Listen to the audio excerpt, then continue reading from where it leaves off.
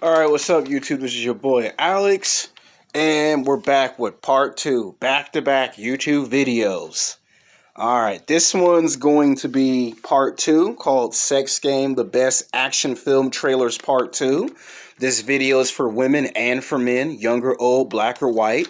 This video is gender neutral. There is no discrimination on anyone watching my YouTube videos. People, please be respectful in the comment section. Men respect women's comments. Women respect men's comments. Respect each other's comments. There'll be no foul language in this video. Nobody use no foul language in the comment section. And let's have some fun. Let's have some fun with this video. Alright, now coming in at number 9 is Doctor Strange. Now, Doctor Strange to me is like a movie that people been anticipating for almost 15 years. Ever since that joke that Sam Raimi made in his own movie, Spider-Man 2. That's how long we've been waiting for a Doctor Strange film. I'm serious. If you go back and watch the Tobey Maguire Spider-Man 1, Spider-Man 2, there were literally jokes and references of Doctor Strange. And then when we got the Marvel Cinematic Universe, we were just saying it's only a matter of time, before we get a Doctor Strange. We finally get one. And I remember that first trailer was that serious.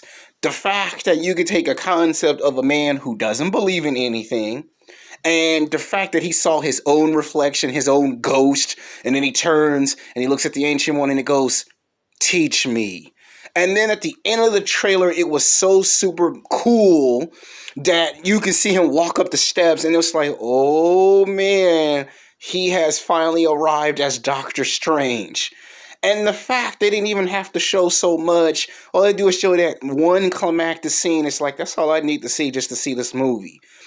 And to me, Doctor Strange is a result of Lord of the Rings. Because if you look at the magic, the lore of magic, the concept of what happens if someone gets magic in the wrong hands? What happens if one person has to fight another person? Like, you look at movies like Lord of the Rings, The Hobbits, and Harry Potter, Doctor Strange is on that same level.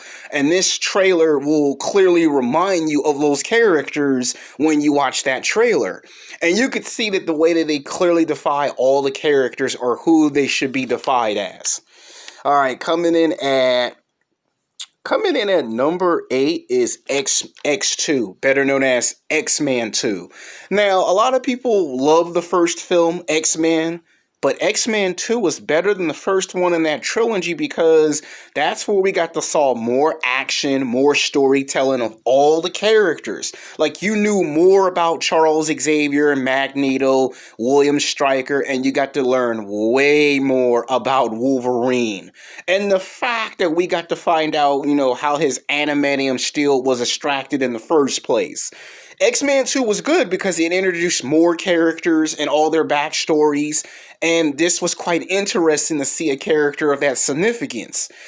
Now, it set up X-Men 3, while at the same time it set up other films that would later take a cult following. So I would say X-Men 2, the trailer was really good, and the movie happened to actually turn out to be on the same level as the trailer. Now, I know X-Men 3 trailer was okay and the movie was okay, but X-Men 2 kind of like outdone itself. Like, X-Men 2 had done what The Dark Knight done, where the same thing happened with the X-Men franchise, and I'm not kidding yourself, the same thing happened. A lot of people didn't even know that the first X-Men film was an X-Men film. When people saw X-Men 2, they just assumed X-Men 2 was the first X-Men film. The same thing actually literally happened. And I think when they had to make Origins of Wolverine and X-Men First Class, they had to kind of like start making films that say this is an X-Men film because of that. But X-Men 2 really knocked expectations out of the park. No one expected for them to take all those characters, which they were told it was impossible to do, and to be in there. And when they did it, people were shocked and surprised of things of those nature. Coming in at number 7 is Thor. Now, a lot of people didn't really watch Thor movies from before, but when you see Chris Hemsworth put on 30, 40 pounds of muscle, and he looks all swole, and he's actually doing the character's justice, I'm hungry, I want more. At least make it a challenge for me. I'm the mighty Thor. And you see the girl take out her taser and tase him. What? He was creeping me out. You start laughing because you can actually imagine in real life somebody with his body build in the real world actually thinking he's Thor, and somebody actually literally doing that to a person like that. And the fact that the movie was good, it's like no one before really, thought of Thor until they saw that film. All of a sudden, I go to the gym, there are t-shirts of Thor like there never was before. So you knew this movie was that big of a deal, and it introduced characters in that world. We saw Hawkeye in that movie. We saw Nick Fury. You knew they were setting up Avengers. You knew it was coming because of the way they were setting it up, and you didn't even know that they hinted that in the trailers. Coming in at number 6 is Die Hard 2 with Bruce Willis, John McClane. Now, the first film, to this very day, there will be nothing that will surpass the first Die Hard film, but the second film, oh man, the second film is phenomenon. And the reason why I say the second film is phenomenon is because you just would expect something like this. I'm pretty much going to straight out say that I like the second one more because it's got more action, more excitement, more storytelling. This put him in a situation where he wasn't fighting regular villains. Like in the first one, he had to deal with a guy that was a thief, right? And the second one, he had to deal with a guy who kind of had ties to, organizations, and they just happened to have, specialized training, and he now found himself in a situation where now he's fighting villains that, police officers normally don't take on, and that's what made the second Die Hard film better than the first film. And of course, his catchphrase, which I cannot say because, we don't want to get desensitized and deplatformed because, YouTube do not like when you start saying certain stuff in the algorithm. But you've seen the Die Hard movies, and with Die Hard 4 and 5, they re-modify his catchphrase because back in the day when I was, in college, people were getting in trouble for talking back to their teacher and saying yippee-ki-yay, and there you go, you were in the principal's office. I'm talking about in college. So you could see why even in the films, they started to change up his catchphrase, which a lot of old school fans got upset about. Coming to number 5 is X-Men Future Days Past. Why? Because this was by far the biggest X-Men film in cinematic movie history. To take younger versions and older versions of characters, which have always been done in science fiction movies, but not on this scale. To show you a older and younger version of Wolverine, older, younger version of every character, and to show you the future and the present timeline, and the fact that you got to see them fight the Sentinel program in 2 timelines.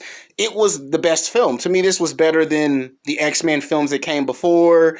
It was on, like, if you think the Wolverine was good, this was kind of like better than the Wolverine because you kind of got to see Wolverine really get pushed to his limits. Like, everyone believes that the Wolverine movie showed he was being pushed to his limits, and he was. This showed him really being pushed to his limits to seeing what he can really do. Now, I know at the end they try to drop the tease to X-Men Apocalypse, and we all know that movie kind of, let's be honest, that movie didn't quite, live up to expectations, but this trailer did, because every time you saw a trailer, they would kind of make it obvious to you, yeah, this is the best one. And it really was the best one. Now, did everyone well receive this film? Did everybody was satisfied with this movie? Not everybody, but was this the best film, biggest to date? Yes. And this movie lived up to the expectations of the trailer. Coming in at number 4 is Wonder Woman. You don't do a movie called movie trailers and you don't include Wonder Woman. Wonder Woman was a good movie because it's Wonder Woman. Any woman who wanted to be a superhero, this was the film. The theme song. There are not too many theme songs that actually sells a movie and then it breaks $250 million. Like, it was on the verge of doing that. very first Wonder Woman film. This one right here, it was super cool, and people started nodding their head to the theme song. When people started nodding their head to that theme song because we heard it in Batman versus Superman, she got that huge standing ovation, and then you saw it in the movie. We were like, all of a sudden, I was nodding my head to like, hey, this theme song does defy who Wonder Woman is, and the trailer was good. Coming in at number 3 is Lord of the Rings. Now, Lord of the Rings is kind of like one of those mythical movies where you have a guy with a sword fighting a dragon. It was more than that. And these 3 films, 1, 2, and 3, were good because it solidified what you need to be aware of. Now, basically what I want to say is that this movie kind of classifies the acknowledgement that magic exists in lore. And this was kind of like the closest thing to Star Wars. It was supposed to be considered the next Star Wars. Peter Jackson came in, directed the first film, did the second film, the third film, but the very first trailer was so pivotal because you finally got to show the wizards, the elves, and here's Frodo, the one who's picked as the chosen one to get the ring that solidify his power. And if you watch Doctor Strange and you watch Lord of the Rings, they're kind of like the same story in a sense. Both are chosen ones, both have access to magic, and both are being hunted by individuals. So that's pretty much how we're going to go with it. All right, coming in at number 2 is Logan. Now, Logan was that Wolverine film that everyone been asking for almost 14, 15 years. And to make this film rated R was kind of like a big shock in cinematic / comic book movie history. I don't think anybody ever anticipated that they would actually do it. Because the first 2 films were PG-13 and we didn't have a problem with it. But when they decided to raise the stakes and say, let's make it rated R, it turned out to be the most successful film. And I don't want to just say in X-Men film history, but in the character's history, because it was like you were getting the Wolverine you always wanted. And some people, not everyone, some people were satisfied with that, and some people felt that's the Wolverine we should have got in the first place. And it was like, to me, that one movie, that's all you needed. You didn't really need to go any further but that one film. Like, this wasn't just an X-Men film. This weren't just a Wolverine. This was Logan. This was, the man besides the adamantium claws, besides him being in the X-Men film. This was more of a story about a guy who's wanting to be one with humanity.